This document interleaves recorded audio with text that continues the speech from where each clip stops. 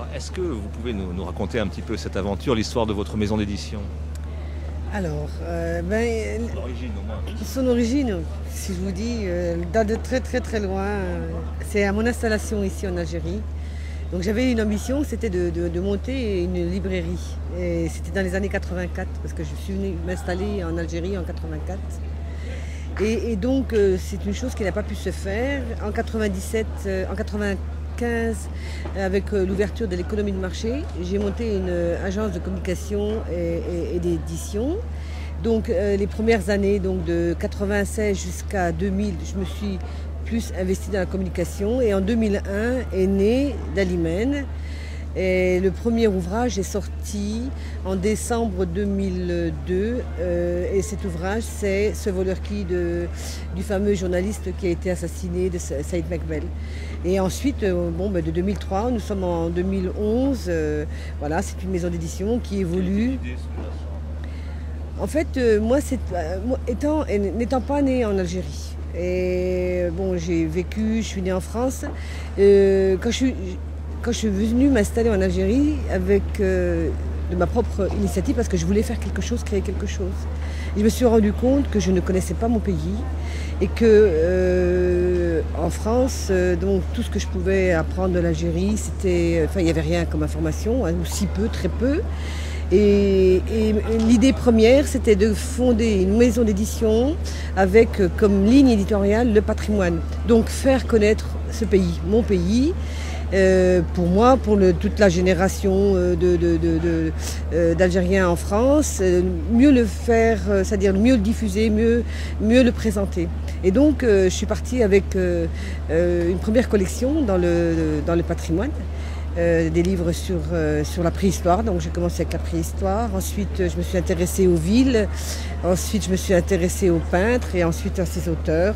Et voilà, c'est comme ça que l'aventure de Dalimène est née. Elle est très variée. Avec des livres pour enfants, vous encore un socle. Alors, comment voulez-vous édifier, c'est-à-dire sensibiliser la lecture, c'est par l'enfance. Hein. Et donc, c'est pour ça que j'ai créé une collection pour enfants. Toujours pareil, sur le patrimoine, sur les histoires, sur les contes du terroir et aussi sur l'écologie, donc avec les leçons de morale. Et puis ensuite, il fallait répondre à une demande. Il n'y avait pas assez de romans, il y avait des romanciers, des auteurs qui se présentaient dans ma maison et je n'étais pas encore prête à cela. Et c'est au fur et à mesure que les années passent que je me suis spécialisée et essayé de répondre à une demande d'auteur et une demande du lecteur. Alors, vaste question, allez-vous me dire comment se porte l'édition aujourd'hui en Algérie? Écoutez, quand on voit le salon du livre, on voit ce public qui est quand même très important, on voit l'étendue du salon, on voit tout ce nombre d'éditeurs, on sent qu'il y a une soif, qu'il y a un besoin, mais il y a encore, le monde de l'édition reste encore très difficile, pour ne pas dire fébrile, parce que c'est quand même un milieu très dur. Le lectorat, il existe, mais il n'est peut-être pas aussi. Le pouvoir d'achat ne lui permet pas aussi d'acquérir des ouvrages constamment, d'être tout le temps à l'affût de lecture. Ce qu'il y a, c'est que elle s'améliore, l'édition s'améliore. Hein, les livres sont de meilleure qualité, tous les intervenants quand même essaient de répondre aux exigences du lecteur. Entre 2003 et 2011, je peux dire qu'il y a eu une régression dans les coûts, puisque nous avons un soutien quand même du ministère de la Culture qui aide les éditeurs dans l'aide à la création et qui aide aussi les auteurs dans l'aide à la création, ce qui fait que les coûts commencent à diminuer et ce qui permet d'améliorer, si vous voulez, le monde éditorial. Et donc nous allons doucement mais sûrement à un niveau quand même assez acceptable.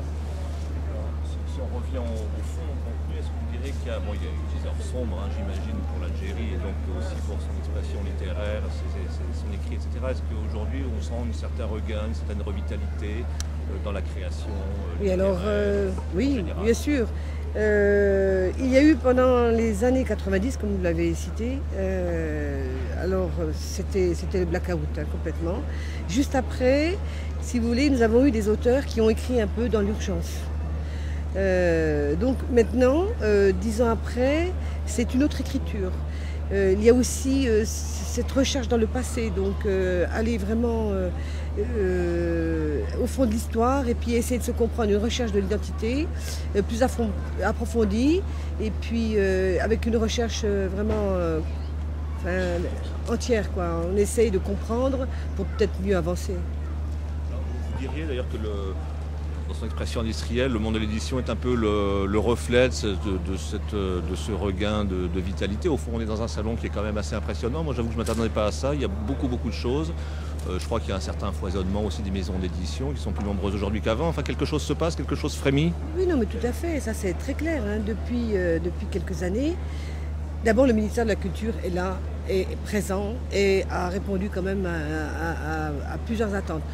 Tout ne peut pas se faire comme ça d'un coup. Hein. Il y avait des urgences auxquelles il fallait parer. Donc là, c'est par étapes. Le monde du livre est bien pris en charge avec le ministère de la Culture. Donc il y a eu une écoute, il y a eu un soutien, il y a eu des aides, il y a eu des ouvertures. Il y a quand même un Conseil national du livre qui a été créé. Je veux dire que tous ces paramètres-là font que le monde éditorial ira beaucoup mieux. Mais c'est toujours pareil, c'est une question de temps. Mais il n'y a pas que le monde du livre qui a quand même évolué. Hein. Il y a aussi le monde du théâtre, il y a eu aussi le monde du cinéma. Les choses avancent doucement, mais sûrement. Alors c'est pas seulement le ministère de la Culture, j'imagine c'est un changement d'environnement, c'est la société aussi qui a évolué. Et puis aussi les mouvements sociaux que vous connaissez bien. Donc là, on est, si vous voulez, on est plus près de l'actualité, des échanges. On est du point de vue international, c'est plus rapide, quoi. Je veux dire, les liens se font facilement, les échanges de même, et donc ce qui permet d'avancer et puis d'être quand même de répondre à cette évolution. Donc, vous avez principalement, peut-être pas principalement, je ne connais pas la proportion, vous avez une assez grosse proportion d'ouvrages francophones. Alors là c'est pareil, l'environnement n'a pas toujours été aussi favorable pour la francophonie. Est-ce que vous sentez quelque chose bouger, que quelque chose a bougé? Francophone chez moi, surtout francophone parce que je maîtrise très bien la langue française, je ne connais pas très bien la langue arabe, ça c'est une lacune. Mais j'essaye d'avancer et de présenter aussi des ouvrages en langue arabe. Mais vous savez, le lectorat, c'est autant francophone que arabophone. Il n'y a pas un plus ou moins, non. C'est vraiment moitié-moitié. Et je dirais même que moi, avec mes ouvrages francophones, ça marche très bien. Qui est propice à la lecture, enfin je veux dire les gens, Écoutez, oui, bien sûr, hein, je vous dis encore, le monde change, la culture change, l'éducation aussi change, et puis tout cela mène justement à cette évolution positive. Et entre nous, enfin, quelque chose, une certaine dichotomie entre une certaine forme, comment dire, de l'Algérie qui est assez rigide, qui est assez autoritaire, qui est assez, voilà, écoutez, avec une tension politique qui est forte, et en même temps une certaine liberté qui s'exprime dans la société. Oui, mais de toute façon, vous reconnaîtrez quand même que l'Algérie fait quand même est un des pays où l'expression est vraiment bien acceptée, et puis je crois que les choses se disent comme il se faut. Mais c'est vrai, partout, dans tous les pays, il y a toujours des tensions, quelle que soit la politique. Nous sommes là, nous en tant qu'éditeurs, nous avons un combat, et puis nous le menons assez bien, je pense. Et puis nous avons à faire valoir, à faire passer. On le fait passer à travers la lecture, à travers les livres, et à travers les expressions de chaque auteur, de chaque dessinateur. Et c'est une façon aussi de nous défendre, de nous battre. Ce salon du livre est important pour l'édition? Il est très important parce que d'abord il draine beaucoup de monde et puis à travers la presse, à travers les émissions télévisées, les émissions de radio, nous présentons nos ouvrages et ça ne veut pas dire que nous sommes diffusés à travers tout le territoire national. Donc c'est une belle vitrine. Le salon du livre est vraiment une belle vitrine pour le territoire national. Beaucoup de gens viennent de l'intérieur du pays pour visiter le salon et venir faire des achats. Je crois que c'est un salon qui est assez exceptionnel, enfin je veux dire au plan régional, il n'y a pas tellement d'équivalent dans les pays voisins.